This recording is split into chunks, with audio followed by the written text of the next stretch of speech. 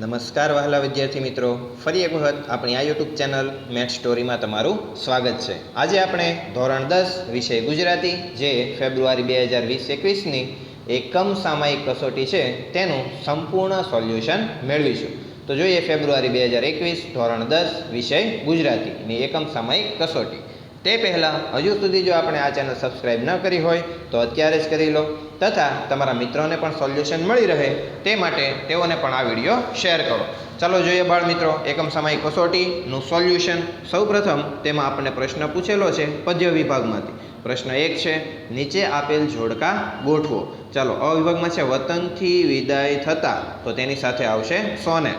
ત્યારબાદ છે લઘુ કાવ્યો, તો તેના કવિ છે મુક્તક, એટલે કે વિદાય થતા તેના કવિ છે સોનેટ। ત્યારબાદ લઘુ કાવ્યોમાં આવશે મુક્ત। આગળ બીજો પ્રશ્ન છે બ વિભાગ, નીચે આપેલા પ્રશ્નોના ઉત્તરો એક વાક્યમાં આપો। એક વાક્યમાં જવાબ લખવાના છે। પહેલો સવાલ આપેલો છે, વેચાઈ ગયેલા ઢોર સતત શાની ઝંખના કરે છે? તો જવાબમાં આવશે વેચાઈ ગયેલા ઢોર સતત કોઠારની ઝંખના કરે છે। ત્યારબાદ બીજું છે, ચાંદલિયો લોકગીતમાં નણદોઈ વિશે શું કહેવાયું છે? તો જવાબ આવશે ચાંદલિયો લોકગીતમાં નણદોઈને વાડીમાંનો મોરલો કહ્યો છે। આગળ જોઈએ ક, તો નીચે આપેલ પ્રશ્નોના 2-3 વાક્યમાં ઉત્તર આપો। જે 2 માર્ક્સમાં પૂછેલો પ્રશ્ન છે। પહેલો સવાલ પૂછેલો છે, કવિના પગ આગળ જવા માંડ માંડ ઉપડે છે, સમજાવો। તો કવિના પગ આગળ જવા માંડ માંડ ઉપડે છે આપણે સમજાવવાનું છે, તો તેનો જવાબ લખી શકાય કવિના પગ આગળ જવા માંડ માંડ ઉપડે છે કારણ કે વર્ષો સુધી જે વતનમાં રહ્યા તે વતનનું વન, વતનના માણસો, ત્યાંના ડુંગર, નદી, કોતરો, ખેતરો વગેરેની તેમને માયા છે। વતનના પરિવેશને તેઓ ભૂલી શકતા નથી, તેની યાદો તેમના હૈયામાં વસી છે। તેમ છતાં વતન છોડવાનું છે એટલે ઘર બંધ કરીને પોતાના નિશ્ચિત સ્થાને જવા પગ ઉપાડે છે, પણ પગ સાથ આપતા નથી। આમ આપણે તેને સમજાવી શકાય। બીજો પ્રશ્ન આપેલો છે, કવિ ક્યાં સુધી મહુડીની છાંય તળે પડી રહેવા માગે છે? તો જવાબ આપી શકાય એક સારસી જે કવિને પ્રિય લાગે છે તે ખેતરને છેડેથી ક્યાંક ઉડી ગઈ છે। એના ઉડી જવાથી કાવ્ય નાટકને હૃદયમાં ખાલીપો અનુભવાય છે।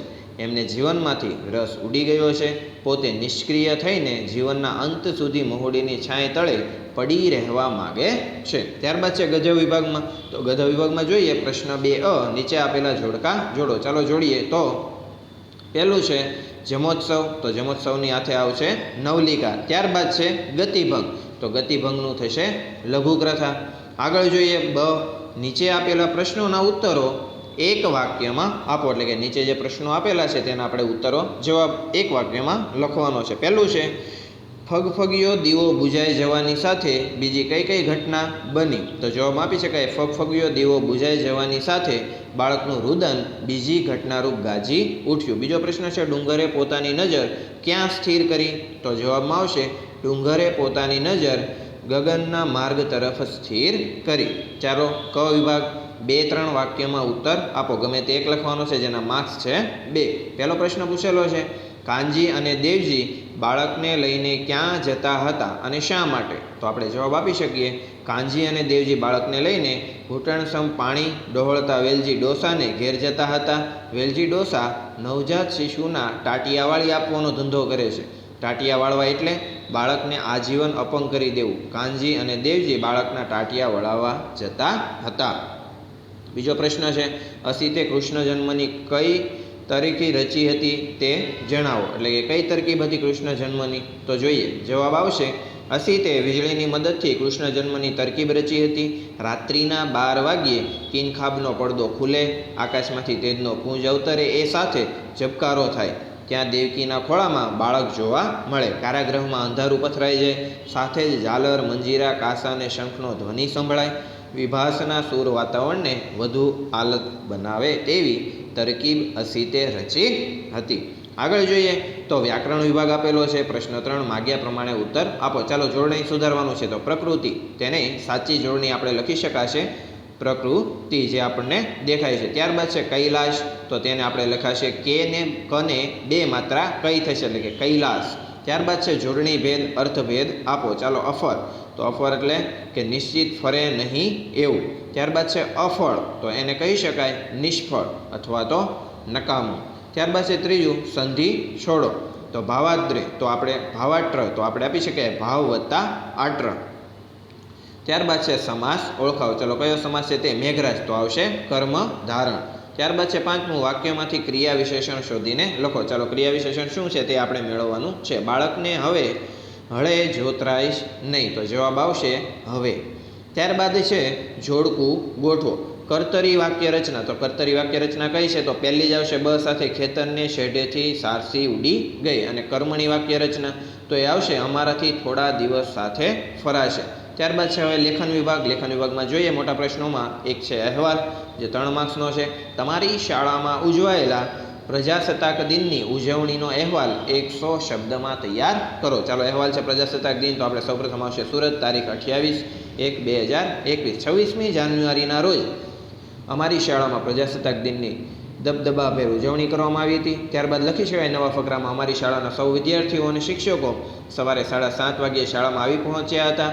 કાર્યક્રમ શરૂ થતાં પહેલાં અમે સૌ મેદાન પર ગોઠવાઈ ગયા હતા. ધોરણ 10ની પરીક્ષામાં 92% ગુણ મેળવી શાળામાં પ્રથમ નંબરે ઉત્તીર્ણ થયેલા વિદ્યાર્થી રજનીશ દુધાતના વરદ હસ્તે ધ્વજવંદન કરવામાં આવ્યું.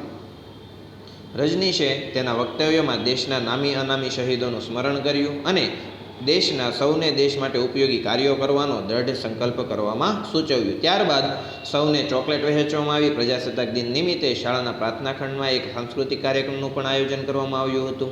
શાળાનો પ્રાર્થના ખંડ સરસ રીતે શણગારવામાં આવ્યો હતો. સાંસ્કૃતિક કાર્યક્રમમાં દેશભક્તિના ગીતો અને નાટકો દ્વારા અભિનય રજૂ કરવામાં આવ્યા હતા. આ કાર્યક્રમમાં 100 જેટલા વિદ્યાર્થી ભાઈ બહેનોએ ભાગ લીધો. કાર્યક્રમ લગભગ 2 કલાક સુધી ચાલ્યો હતો. કાર્યક્રમને અંતે શાળાના ટ્રસ્ટી શ્રી દીપકભાઈ ભાવાણીએ વિવિધ સ્પર્ધાઓમાં વિજેતા થયેલા વિદ્યાર્થીઓને ઇનામ વિતરણ કરી અભિનંદન આપ્યા. 11 વાગ્યે કાર્યક્રમ પૂરો થતાં અમે શાળાએથી વિદાય લીધી. ત્યારબાદ છે બ, સાર લેખન. નીચે આપેલા ગદ્યખંડ વાંચી ત્રીજા ભાગનો સાર યોગ્ય શીર્ષક આપો. ચાલો તેમાં પ્રશ્ન આપેલા છે 3. પહેલો પ્રશ્ન આપેલો છે, સ્વરાજ્ય મેળવવાના શેનો આધાર લાભદાયક છે? તો જવાબ આવશે કોષ્ટક ઉપરથી આપણે મેળવી શકાય ફકરા પરથી કે સ્વરાજ્ય મેળવવાના પ્રયત્નમાં સત્યનો આધાર લઈને ચાલવું એ લાભદાયક છે. બીજો પ્રશ્ન છે, ગાંધીજી શેને હંમેશા વખોડી કાઢતા? તો જવાબ આવશે ગાંધીજી અનુસૂચિત આચરણને હંમેશા વખોડી કાઢતા. ત્યારબાદ છે ગદ્યખંડને યોગ્ય શીર્ષક આપો. તો આપણે આપી શકાય સત્ય પાલન. બાળમિત્રો, આ તો આપણું ધોરણ 10નું વિષય ગણિતનું સંપૂર્ણ સોલ્યુશન. આવા જ વિડીયો સાથે ફરી આપણે મળતા રહીશું. હજુ પણ બાળકો લાઇક અથવા સબસ્ક્રાઈબ ન કરી હોય તો અત્યારે જ કરી લો, અને આ વિડીયો પસંદ આવ્યો હોય તો લાઇક કરવું પણ ભૂલશો નહીં. ધન્યવાદ.